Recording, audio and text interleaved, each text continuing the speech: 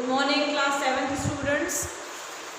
We are welcome back to all of you to your SST classes again, and we are going to study chapter number 4 in unit geography, that is the changing face of the earth further. Okay, the changing face of the earth. Okay. In the past class we had studied about the action of a river. ठीक है, हमने past class में क्या पढ़ा था कि किस प्रकार से जो रिवर एक्शन ऑफ रिवर है वो चेंज होती है ऑन अर्थ. यहाँ पे इस चैप्टर का नाम क्या है, the changing face of earth. That means हमारी जो पृथ्वी है वो किस प्रकार से चेंज होती है. पृथ्वी किस प्रकार से चेंज होगी, जब उसके कंपोनेंट्स चेंज होंगे, that is wind, river and glaciers. ठीक है, तो हमने एक्शन ऑफ अ रिवर के बारे में पढ़ लिया था. उसमें हमने एक्शन ऑफ रिवर के बारे में क्या क्या पढ़ा था, अबाउट अपर कोर्स,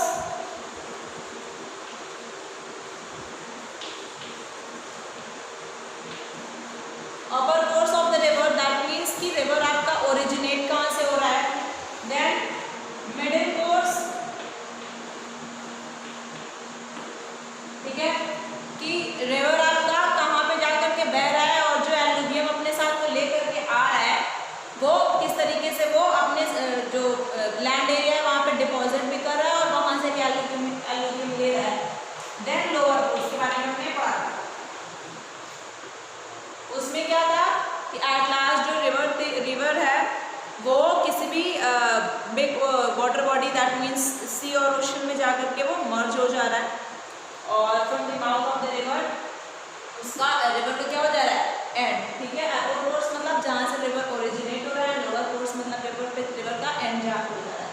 तो हमने पास्ट क्लास में इन सब चीज़ों के बारे में पढ़ा था. हम लोगों ने डेल्टा और एस्टुरी के बारे में भी पढ़ा था, उसके बारे में डिफरेंस भी समझा था. अब हम लोग आगे बढ़ेंगे. ठीक है, first of all everyone open your book and come to page number 193. Today we are going to study about action of a glacier.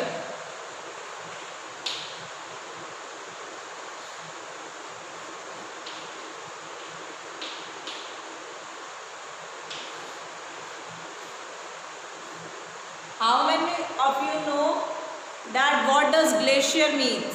Everyone of you must know this. Glaciers are the big piles of snow. भारी भारी बर्फ की चट्टानों को, भारी भारी बर्फ की चट्टानें हैं, उनको हम क्या समझते हैं, ग्लेशियर के नाम से उनको हम जानते हैं. ठीक है, तो चलिए हम लोग समझेंगे थोड़ा. A glacier is a river of frozen water which moves very slowly down the slope. ठीक है, रिवर वाटर जो है वो आपका अगर जम जाता है तो उसको हम लोग क्या समझते हैं, ग्लेशियर. और ऑब्वियस बात है, अब बर्फ बहुत तेजी से तो बहेगा नहीं, धीरे धीरे वो स्लोली बहता है, धीरे धीरे वो डाउन द स्लोप आता है.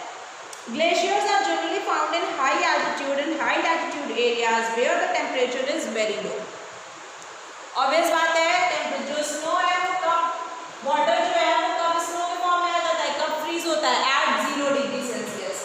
अब 0 डिग्री सेल्सियस में जब वाटर फ्रोज होता है तो हम सबको पता है कि स्नो को फ्रोज होने के लिए हमें टेम्परेचर हमारा कम होना चाहिए. तो ग्लेशियर सबसे ज़्यादा कहाँ पाए जाएंगे, जहाँ पे लो टेम्परेचर होगा एंड हाई एल्टीट्यूड. क्योंकि जब क्या होता है, हम सी के अबव अगर height above the sea level अगर हम बढ़ते जाएंगे तो क्या होगा, टेम्परेचर डिक्रीज होता जाएगा. जैसा कि माउंटेनियस रीजन्स में होता है. माउंटेन्स पे on the top of the mountain अगर आप पहुँचोगे पहाड़ की चोटी पे, तो वहाँ पे क्या होता है, माइनस में टेम्परेचर रहता है, बहुत कम रहता है, और वहाँ पे ग्लेशियर्स हमको ज़्यादा मिलेंगे. When glaciers move down the mountains they are called mountain glaciers. ठीक है, जो पहाड़ों पे ग्लेशियर्स होते हैं अगर वो नीचे आते चले आते हैं सरकते सरकते स्लोप के नीचे, तो उनको हम लोग माउंटेन ग्लेशियर्स के नाम से जानते हैं. There are many glaciers in the Himalayan mountains in the Asian continent. अब एशिया में ही हिमालयन माउंटेन्स हैं. As you all know, 7 continents हैं and the largest continent is Asian continent.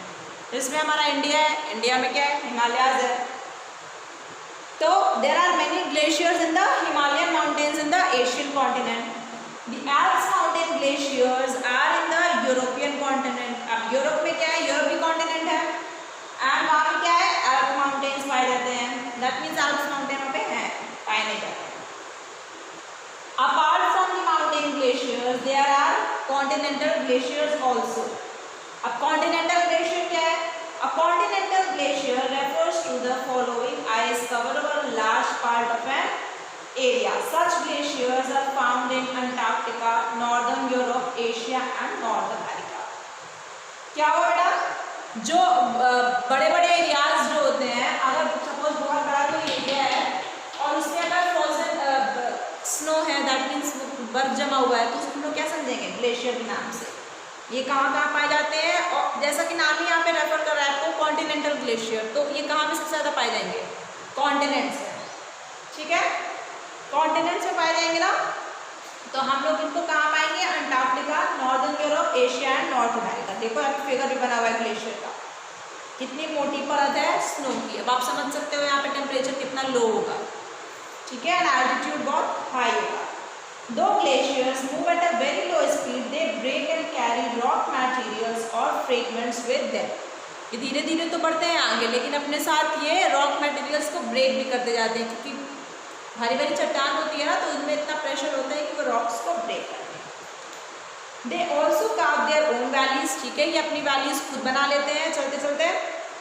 Being equipped with rocks, the heavy ice glaciers erode both the sides and the bottom of the valley. अब जब ये क्या होते हैं, जब ये स्लोप से नीचे आते हैं, अपने साथ रॉक को भी ले चलते हैं और फिर इनके अंदर इतना प्रेशर बिल्ड हो जाता है, इतना फोर्स हो जाता है कि अपनी वैली खुद ही बना लेते हैं और बोथ साइड जो वैली की है उसको इरोड कर देते हैं, उसको नष्ट कर देते हैं. The valley formed by a glacier has steep sides and a flat base. It looks like the English letter U. Hence it is also called a U-shaped valley. ठीक है, जब ग्लेशियर हाइट से स्लोप से नीचे आ रहा है तो वो वैलीज को इरोड कर रहा है, और चूंकि उसके साथ रॉक मटेरियल भी है और वो इस तरीके से दोनों साइड से इरोड कर रहा है, तो वो कैसा शेप बना देगा. देखो यहाँ से इरोड करते हुए आ रहा है, यहाँ से इरोड करते आ रहा है, तो ये क्या हो जाएगा, यू शेप बना देता है वैली को इरोड करके, और फिर इसको हम लोग यू शेप्ड वैली के नाम से भी जानते हैं. As the glaciers come down a valley, they melt to form running water due to the rise in temperature and warmer climate.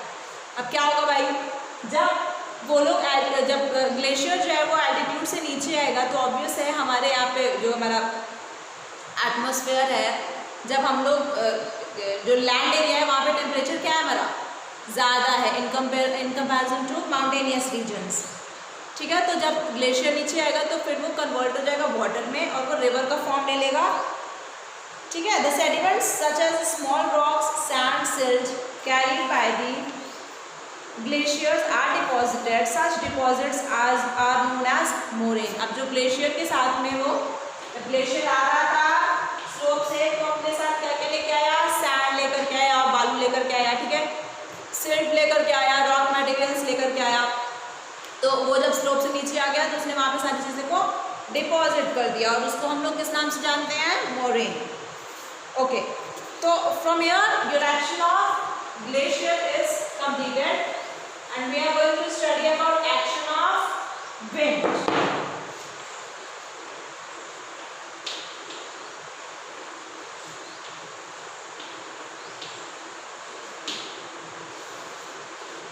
Action of wind पढ़ेंगे. ठीक है, wind is an important agent of erosion, as we all know. erosion that means किसी भी चीज़ को अगर soil erosion हो रहा है तो वो भी हो रहा है विंड की वजह से. क्या होता है, सॉइल को, टॉप सॉइल को विंड अपने साथ उड़ा के ले जाता है.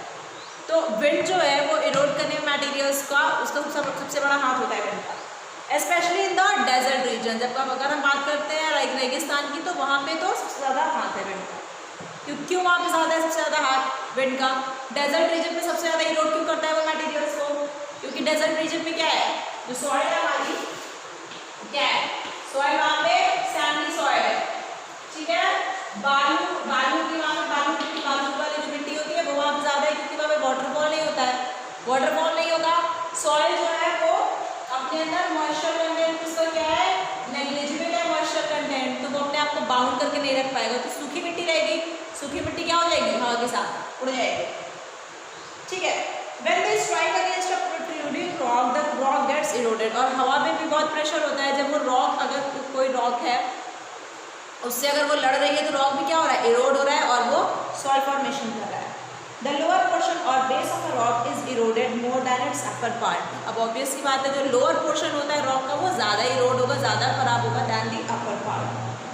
Therefore such rocks have a wider top and a narrower base and resemble a mushroom।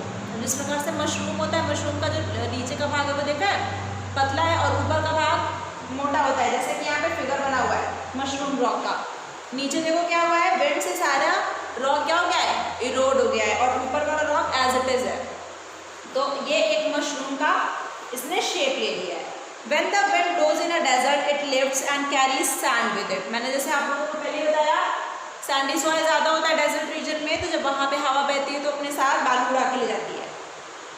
On meeting an obstacle or when its velocity decreases, it deposits the sand। और या जब विंड की जो गति होती है वो धीरे हो जाती है तो सैंड जो है वहीं पे डिपॉजिट हो जाता है।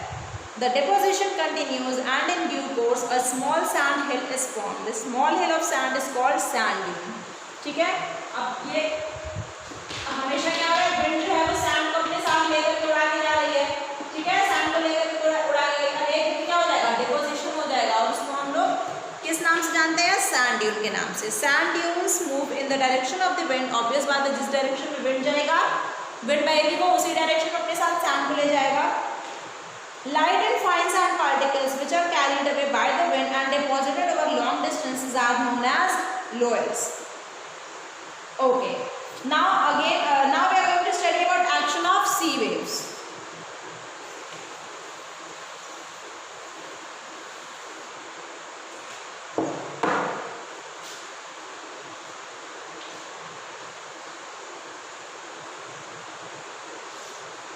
देखो एक्शन ऑफ सी वेव्स कैसे changing face of the earth बनेंगे। The sea waves that frequent the coasts of oceans and seas are responsible for the creation of various landforms in the coastal areas। coastal areas क्या है, वो area से गुजरात हो गया। ठीक है, गुजरात में क्या है, गुजरात में अगर आप मैप में देखोगे तो वो यहाँ से वाटर बॉडी से क्या है, सराउंडेड है। ठीक है, यहाँ पे नीचे क्या है, तो स्टेट्स देखोगे इंडिया के, तो वो भी क्या है, वाटर बॉडी से सराउंडेड है। तो वो एरिया जो वाटर बॉडी से सराउंडेड है, that area is called coastal area. So here the sea waves constantly strike the rocks lying along the coast lines. ठीक है, जब समुद्र से हवा उठ रही है, समुद्र से जब लहरें उठ रही हैं, ठीक है, वेव्स, ये हमारा ओशियन में यहाँ से क्या हो रही है, लहरें उठ रही है, तो क्या कर रही है, जो कोस्टल एरियाज में जो भी मिट्टी है वो इसको इरोड कर रही है। Due to this, the rocks develop cracks which with time becomes larger and wider and take the shape of hollow caves।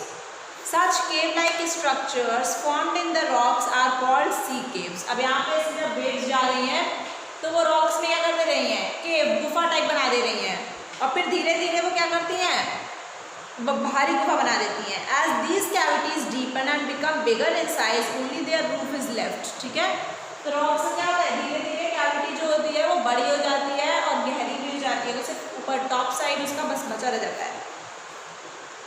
ठीक है, the roof forms a sea arch. और जो रूफ होता है उसको हम लोग क्या करता है, सी आर्क बना देता है, जहाँ से मतलब समुद्र का जो लहरें आ रही हैं जा रही हैं।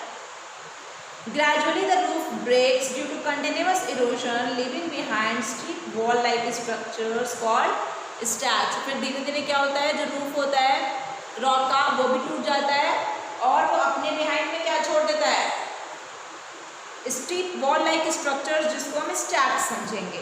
The rocky coast which is steep and rises vertically above the sea water is called sea cliff. Explore more. A crescent shaped sand dune is called barkha। The two horns of its crescent point downward and mark the lateral advancement of the sand। Okay, the receding sea waves carry the eroded materials and deposit them along the sea coast। अब receding sea waves जो है, that means जो sea waves बहुत ऊपर तक नहीं जा रही है, जो नॉर्मली जा रही है, वो अपने साथ जो eroded carry materials रहेंगे वो क्या करेंगे, डिपॉजिट कर देंगे। These deposits keep adding and form a beach। और क्या होता है, जो आप लोग कभी बीच जहाँ पे होता है, ठीक है, तो वहाँ पे क्या होता है, यही डिपॉजिट्स जब वहाँ पे होते रहते हैं तो फिर वो बीच बन जाता है। A beach contains sand, gravel, pebbles, etc. ठीक है, वहाँ पे क्या होता है, बालू होता है, ग्रेवल छोटे छोटे कंकड़ होते हैं और पेबल्स होते हैं। India has many fine beaches along its sea coast. ठीक है, भारत में हमारे बहुत सारे बीचेस हैं कोस्टल एरियाज में, जिससे कि सबसे ज़्यादा बीचेस कौन से स्टेट में पाए जाते हैं, कौन से स्टेट में सबसे ज़्यादा बीचेस, सबसे ज़्यादा बीचेस गोवा में, गोवा, ठीक है, वहाँ पे सबसे ज़्यादा बीचेस हैं। The Kovalam beach in Kerala and Marina beach in Chennai are notable examples of beaches in India. ठीक है, देखो यहाँ पे फिगर भी है, Kovalam beach in Kerala. Sometimes sediments such as sand and gravel get deposited on the sea bed a small distance away from the coast. ठीक है, coastal area जो कोस्ट है, जो जहाँ से पानी की लहरें जहाँ पे चल रही हैं, कभी कभार क्या होता है, जो डिपोजिशन होता है वो थोड़ी दूर पर हो जाता है, तो उसमें क्या है, as deposition continues narrow and elongated structures are formed. Such structures are known as sand bars. ऐसे स्ट्रक्चर्स को क्या कहते हैं, sand bars. Occasionally a portion of the sea water gets enclosed between the sandbars and the sea coast. This is known as lagoon. The Kerala backwaters are actually many small lagoons. ठीक है, जो केरल में backwaters हैं वो actual में क्या है, छोटे छोटे lagoons हैं। Okay, so with this we are ending with this chapter and I hope you all have must have understood this chapter clearly and we have learned in this chapter that how the face of the earth keeps changing day by day। ठीक है, तो आप लोग क्या करोगे, glossary पढ़ोगे, glossary से सारी चीज़ें रिवाइज हो जाएंगी। जैसे कि यहाँ पे आप लोगों को बहुत सारे न्यू टर्म्स के बारे में जानने को पता लगेगा आप लोगों को, जैसे कि जॉर्ज हो गया, flood plain, meander, oxbow lake, distributaries, delta, moraine, sea cave, sandal, tributary, lagoon and levee. इसके बारे में हमने आपको, इसकी एक क्लास पहले और हुई है और ये नेक्स्ट क्लास है। इन दोनों क्लासेस में हमने आप लोगों को ये सारे टर्म्स के बारे में बता दिया है। पॉइंट्स इन ब्रीफ आप पढ़ोगे समरी, तो आपका सारे चैप्टर का क्या हो जाएगा, रिविजन हो जाएगा। जैसे कि यहाँ पे दिया हुआ है, the surface of the earth appears to be fixed and stable, but in reality the interior as well as the surface of the earth is constantly changing। surface of the earth हम लोगों को क्या होता है, दिखता है कि बस ऐसा लगता है हमें कि surface of the earth तो बस एक जगह स्टेबल है, वो फ्लेक्सिबल नहीं है, इनफ्लेक्सिबल है, लेकिन ऐसा नहीं है। वो अर्थ क्या है, changing phase of the earth, that means earth क्या है, हमेशा चेंज हो रहा है। The changes on the surface of the earth are brought about by external forces such as weathering, erosion and deposition। weathering मतलब किस वजह से changes आ रहे हैं अर्थ पे, weathering, erosion और deposition से। weathering मतलब breaking down of rocks, breaking down of materials, erosion मतलब चीज़ों को खराब कर देना, जैसे soil erosion हो गया। ठीक है, deposition मतलब चीज़ों को एक जगह पे ला करके रख देना, जैसे रिवर अपने साथ एल्यूवियम लेकर के चल रही है और वो कहीं पे किसी भी लैंड एरिया पे ले करके डिपॉजिट कर दे रही है। Weathering, erosion and deposition together create different landforms on the surface of the earth. Okay. River, glacier, wind, sea waves, etc. are some agents of erosion. और इसमें सबसे ज़्यादा बड़ा फैक्टर क्या है, wind. Wind सबसे ज़्यादा erosion करता है। A river has 3 courses: upper course, middle course and lower course. During its upper course, a river creates landforms such as gorges and waterfalls. Upper course को हम लोग origination of रिवर भी कहते हैं। Flood plains are created during the middle course of a river, deltas are form during the lower course of the river. ठीक है, flood plains middle course में river के बनेंगे और deltas at the last stage, that is lower course. U shape valleys are formed as a result of the eroding action of glaciers. ठीक है, glaciers जब इरोड होते हैं तो कैसा क्या फॉर्म होता है, यू शेप्ड वैली। क्यों फॉर्म होता है यू शेप्ड वैली, मैंने अभी बताया, वो दोनों तरफ से प्रेशर बेल्ट कर रहा है और वैली को इरोड कर रहा है और बाकी चीज़ें वैसे ही हैं, तो वो यू शेप में वैली बन जाती है। सैंड ड्यून्स और sand hills are formed in the desert due to eroding action of wind. Sea caves, sea arches, beaches and sand bars, lagoons etcetera are formed due to the erosion done by the sea waves. Okay, so with this we are ending this chapter and I hope you all have understood this chapter well. and we will again continue our classes in further classes. Okay, till then, thank you.